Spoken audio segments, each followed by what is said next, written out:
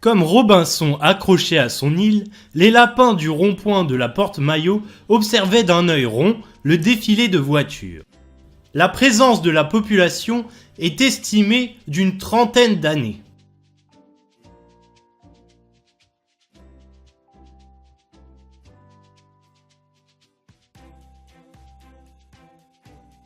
Leur présence remonte à un petit lapin noir qui aurait été relâché par ses propriétaires sur le rond-point, pensant qu'un lapin pouvait se développer dans de bonnes conditions dans un appartement.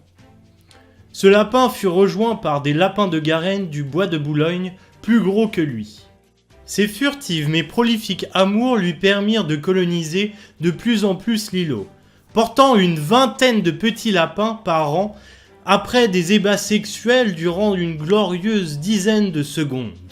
En 2017, le projet de réaménagement complet de la place, Éole, pour le prolongement du RER E, a porté un véritable coup de lapin. Les lapins auraient été des victimes collatérales du retrait de la végétation puis des creusements s'opérant jusqu'à 30 mètres sous la terre.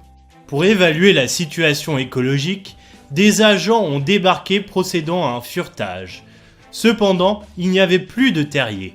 De plus, il n'y avait aucune trace de leur présence à l'image de ces caécotrophes, petites crottes rondes, mais également la confiserie préférée de ces lapins, qu'il expulse de son anus lui proférant vitamine B1 ainsi que les protéines nécessaires à sa survie.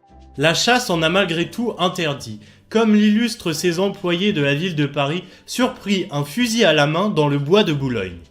Mais où sont passés ces lapins de Garenne ? Non, ils n'ont pas fini à la casserole.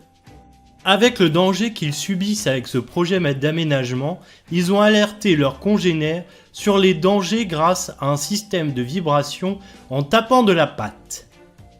Finalement, les lapins auraient rejoint le bois de Boulogne, mais également les abords du périphérique de la porte Dauphine.